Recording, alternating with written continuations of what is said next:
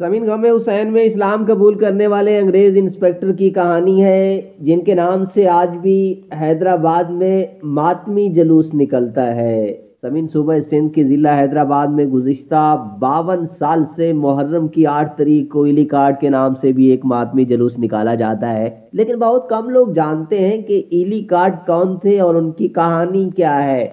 हैदराबाद के चंद उम्र रसीदा लोग ये तो जानते हैं कि इली कार्ड सफ़ेद फाम थे और वो हर साल मुहर्रम उल हराम में सियाह कपड़े ज़ेब तन किए अज़ादारी में पेश नज़र आते थे।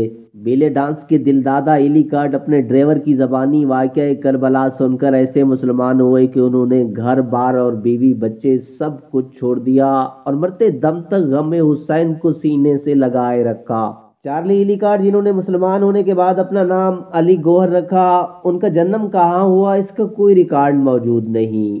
ताहम उन्हें इली कार्ड से अली गौहर बने 82 साल हो चुके हैं। समीन, जिनकी वालदा भी नज़र नियाज करती थी।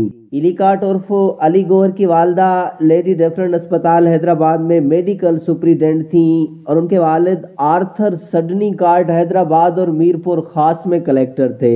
चार्ली इली कार्ड की वालदा हैदराबाद के हर मातमी जुलूस में नजरो नियाज करती थीं। इली कार्ड की वालदा के मुंशी मोहम्मद अली की बेगम से अच्छे मरासम थे। उनकी औलाद नहीं थी तो एक बार जब अशरफ शाह के पेड़ से जुलूस आ रहा था तो सबको दुआ मांगता हुआ देखकर उन्होंने भी दुआ मांगी और उसी साल उनको औलाद नरीना हुई। डॉक्टर लेडी डिफरेंट मुहर्रम में इली कार्ड को सियाह कपड़े पहनाती थीं। बाद में इली कार्ड ने इस्लाम कबूल किया और अपना नाम अली गौहर रखा। वो सिंध के महकमा एक्साइज में इंस्पेक्टर भी रहे। वो अपना वक्त कदम शाह और अशरफ शाह के पेड़ में गुजारते थे। वो लंदन भी गए जहां वालिद ने उनकी शादी कराई। उनकी एक बेटी और एक बेटा भी था। क्या मैं पाकिस्तान के बाद उन्होंने वापस जाने से इनकार किया और यूं माँ बेटा यहाँ मुकीम हो गए। इली कार्ड की वफात 1971 में हुई और अशरफ शाह के पेड़ का नाम इली कार्ड के नाम से मशहूर हुआ। वाज़ेह रहे कि पेड़ सिंधी ज़बान में उस इलाके को कहते हैं जहां अलम लगाया जाता है और मुहर्रम का जुलूस निकाला जाता है। इली कार्ड के ड्राइवर का नाम अब्दुल गफूर चांडियो था और उन्हीं से वाक़या करबला और हज़रत अली के हालात ज़िंदगी के बारे में सुनकर इली कार्ड को भी हुसैनी काफ़िले में शामिल होने का शौक़ हुआ। अब्दुल गफूर चांडियो के बेटे गुलाम कादर चांडियो ने सन 2004 में बताया था कि इली कार्ड ने उनके वालिद अब्दुल गफूर से कहा कि वो भी मातमी जुलूस निकालना चाहते हैं, लेकिन अब्दुल गफूर चांडियो गुरेज करते रहे और कहते रहे कि इसके लिए बड़ी कुर्बानी देना पड़ती है। बकौल गुलाम कादर चार्ली अपने फैसला पर अटल रहे। बिलाखिर अब्दुल गफूर ने चार्ली इली कार्ड की सरपरस्ती में मातमी जुलूस निकालने के लिए हामी भर ली, जिस पर चार्ली की खुशी की कोई इंतहा न रही। हैदराबाद के पक्के किला में चांडियो की इमाम बारगाह से पहली बार जुल जिना का जुलूस निकालने की तैयारी की गई। यकम मुहर्रम उल हराम को जब ये जुलूस रवानगी के लिए तैयार था तो अजीब इत्तफाक ये हुआ कि चार्ली की वालदा की वफात हो गई।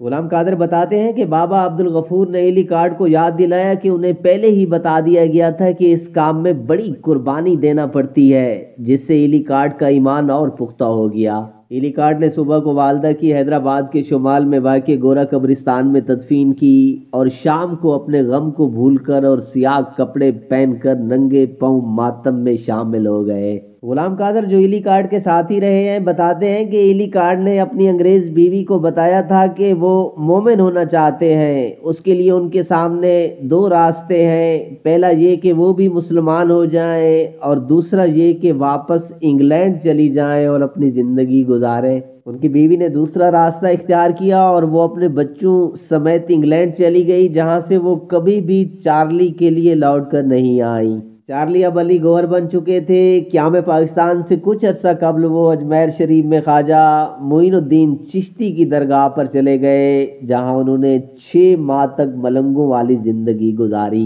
6 माह बाद हैदराबाद लौट आए और बकिया तमाम ज़िंदगी अपने ड्राइवर अब्दुल गफूर के पास रहकर गुजार दी। समीन 17 अप्रैल 1971 को चार्ली इली कार्ड की वफात हुई और उन्हें उसी मातमी गुंबद में दफन कर दिया गया जहां वो रहते थे। समीन, आप भी इस वीडियो के बारे में कमेंट ज़रूर दीजिएगा।